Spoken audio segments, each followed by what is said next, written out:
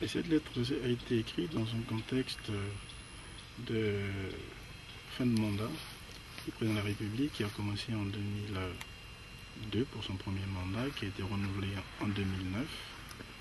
Et il se trouve que en 2016, Monsieur le Président Sassou ne devrait plus pouvoir se présenter. Malgré les dispositions constitutionnelles, Monsieur le Président Sassou n'exclut pas la possibilité de se représenter par un tripatouillage de la Constitution.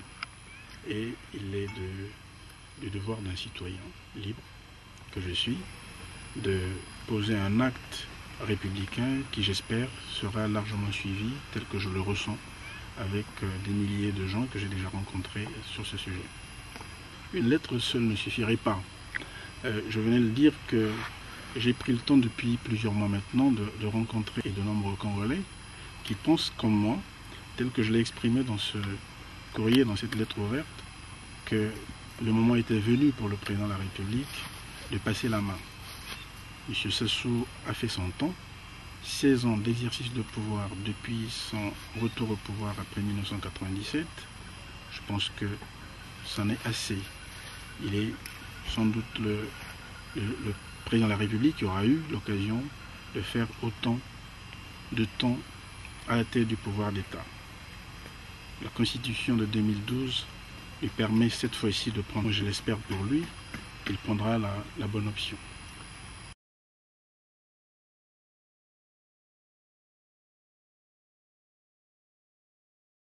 Nous y avons réfléchi depuis plusieurs années maintenant. Nous pensons évidemment que de nombreux Congolais que nous avons jusque-là rencontrés et qui se sentent tout à fait mobilisés et prêts à exiger au président de la République, au cas où il lui arrivait de considérer que le temps pour lui n'était pas venu de partir, de le lui imposer. Nous avons donc bon espoir que le message que nous portons, qui dépasse ma seule personne, il ne s'agit pas aujourd'hui d'être connu ou de ne pas être connu, mais d'être dans la justesse du propos, et c'est cela en principe qui devrait pouvoir mobiliser autant les forces vives de la nation autour de cette démarche.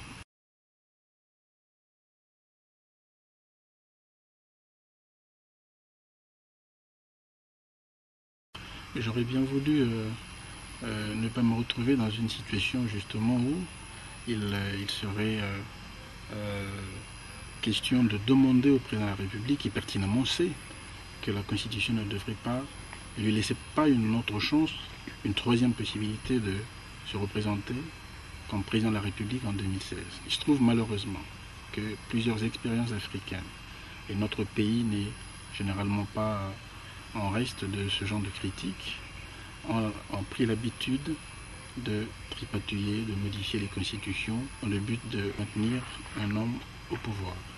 C'est évidemment ce qui alimente et les rumeurs et toutes les supputations au point de se focaliser sur les procès d'intention. Par ailleurs, M. Sassou peut faire gagner du temps, peut aider le pays à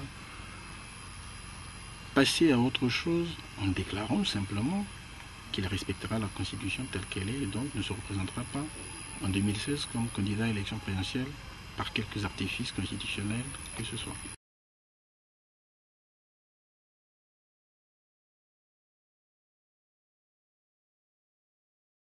Il se passera que si M. Sassou, ce que nous souhaitions, ce qui correspond à notre premier objectif, déclare ne pas être candidat en 2016, nous travaillerons à ce que lui, dans le cadre de son mandat, aide la nation, les forces vives et les forces démocrates de ce pays, à mettre en place un réglage institutionnel susceptible de garantir des élections libres, transparentes en 2016.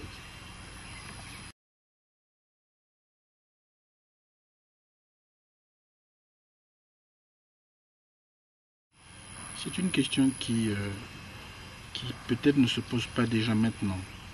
En revanche, vous avez dû constater que je l'évoque dans ma lettre ouverte, publiée récemment. Je n'exclus pas cette possibilité personnellement, dans la mesure où le président Sassou, dès maintenant, facilite le passage de passation de pouvoir en 2016 dans des conditions plutôt paisibles et non violentes. Si par contre il lui arrive de résister et que le sang congolais venait à couler de nouveau, je pense que cette perspective ne pourrait pas être envisagée.